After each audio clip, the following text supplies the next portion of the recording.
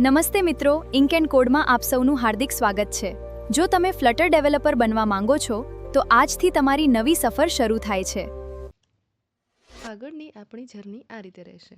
સૌથી પહેલાં ડાર્ટ શીખીશું, પછી ફ્લટરના વિજેટ્સ, પછી સ્ટેટ મેનેજમેન્ટ, ત્યારબાદ ડેટાબેઝ અને બેકએન્ડ, અને છેલ્લે રિયલ પ્રોજેક્ટ્સ બનાવીને એપ પબ્લિશ પણ કરીશું.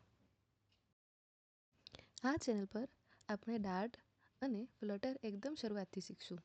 ફક્ત થિયરી નહીં, hand return notes, real examples, live coding અને નાના નાના પ્રોજેક્ટ સાથે શીખીશું. મારો હેતુ છે કે પ્રોગ્રામિંગ તમને સરળ અને મજેદાર લાગે. ફ્લટર કેમ શીખવું? ફ્લટરની સૌથી મોટી ખાસિયત એ છે કે એક જ કોડબેઝથી એન્ડ્રોઈડ, આઈફોન, વેબ અને ડેસ્કટોપ માટે એપ બનાવી શકાય. એટલે એક સ્કિલ શીખીને ઘણા પ્લેટફોર્મ માટે કામ કરી શકાય.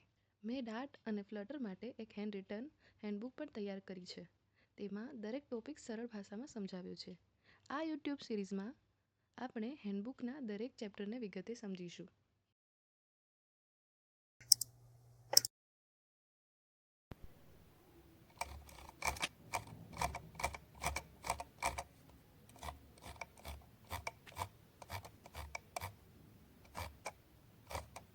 પ્રોગ્રામિંગ શીખવામાં સમય લાગે છે, પરંતુ રોજ થોડું શીખશો, પ્રેક્ટિસ કરશો અને કન્સિસ્ટન્સી રાખશો તો ચોક્કસ એક દિવસ તમે પણ પ્રોફેશનલ ફ્લટર ડેવલપર બની શકો છો.